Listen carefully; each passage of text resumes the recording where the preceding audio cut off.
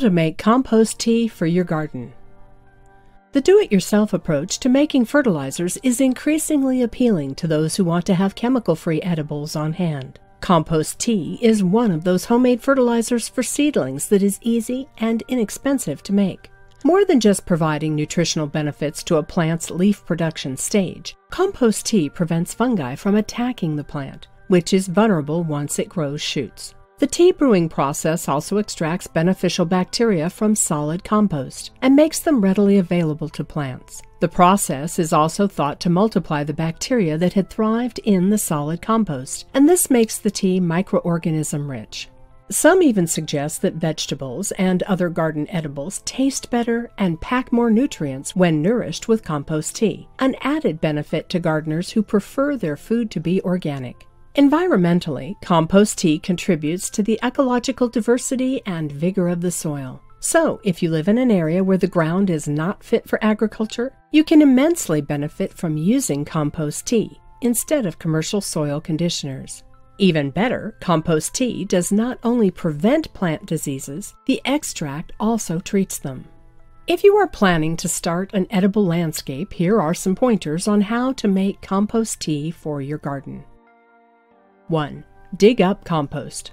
The more mature the compost, the better. Mature compost gives off an earthy-smelling, yet sweet aroma.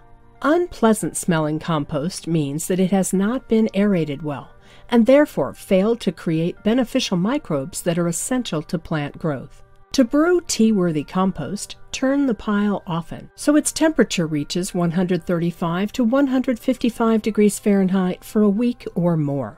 But if you already have year-old compost lying around in the pit, that will make a great tea-ready substitute. 2. Combine compost and water in a container. 1 pound of mature compost requires 1 gallon of chlorine-free water. If you are using tap water, let it sit for 1 day in a container to release the chlorine. If chlorine or other chemicals are present in your water, they will kill beneficial microorganisms. 3. Place container away from cold and heat. 4. Stir contents with a stick every day for at least 5 days. 5. Strain the tea from the compost after 5 days. You can use cheesecloth or burlap to separate the solids. Make sure there is no bubbling or unpleasant odor. There is no need to dilute the tea when watering the plants. Feed your plants early in the morning or late in the afternoon for better absorption. The tea keeps up for 2 days. Microorganisms start to lose their vitality after this period. Spread the solid contents on your garden bed for best results instead of throwing them away. Also, avoid applying the tea to any edibles within a month of their harvest. The tea contains aerobic bacteria that could upset stomachs when ingested. If sprayed on the leaves, compost tea prevents and even treats plant diseases like powdery mildew. You can also use the tea to strengthen seedling roots against soil-borne diseases. Drench the soil well after the seedlings have been transplanted. For garden maintenance, a monthly application should suffice.